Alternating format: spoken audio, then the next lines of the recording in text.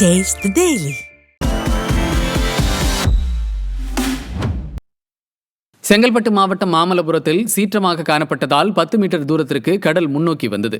வழக்கத்திற்கு மாறாக கடல் சீற்றத்துடன் காணப்பட்டதால் அலைகள் 5 அடி உயரத்திற்கு எழும்பி ஆர்ப்பரித்து காணப்பட்டது. கடல் முன்னோக்கி வந்ததால் கடலோரம் இருந்த உணவு விடுதியின் படிக்கட்டுகள் இடிந்து விழுந்தது. கடல் சீற்றம் காரணமாக மீனவர்கள் கரையில் இருந்த படகுகள் மற்றும் வலைகளை பாதுகாப்பான இடத்திற்கு கொண்டு சென்றனர்.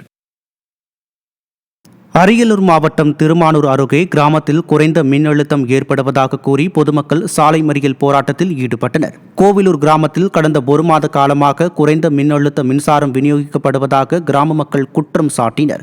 இதனால் அப்பகுதி மக்கள் கடும் அவதியடையும் நிலையில் அதிகாரிகள் நடவடிக்கை எடுக்காததால் கிராம மக்கள் கோவிலூர் தஞ்சாவூர் சாலையில் அரசு பேருந்தை சிறைப்பிடித்து சாலை மறியலில் ஈடுபட்டனர். ஸ்டாலினின் ஃபெயிலியர் மாடல் அரசு மின் கட்டணத்தை மட்டும் உயர்த்திவிட்டு மின்சாரத்தை முறையாக வழங்குவது என மக்கள் குற்றம் சாட்டினர். நெல்லை மாவட்டம் வண்ணாரப்பேட்டையில் திமுக அரசு தேர்தல் வாக்குறுதியை நிறைவேற்றாத உள்ளிட்ட 10 அம்ச கோரிக்கைகளை வலியுறுத்தி தமிழ்நாடு ஊரக வளர்ச்சித்துறை தொழிலாளர்கள் சங்கம் சார்பில் நூதன போராட்டம் நடைபெற்றது. கையில் சோத்து சட்டியுடன் பங்கேற்ற 300க்கும் மேற்பட்ட தூய்மை பணியாளர்கள் ஸ்டாலினின் ஃபெயிலியர் மாடல் அரசை கண்டித்து கோஷங்களை எழுப்பினர். அரசு தங்கள் கோரிக்கைகளை ஏற்கவில்லை எனில் ஆகஸ்ட் 5ஆம் தேதி முதல் காலவரையற்ற வேலைநிறுத்தத்தில் ஈடுபட போவதாகவும் போராட்டக்காரர்கள் எச்சரித்தனர்.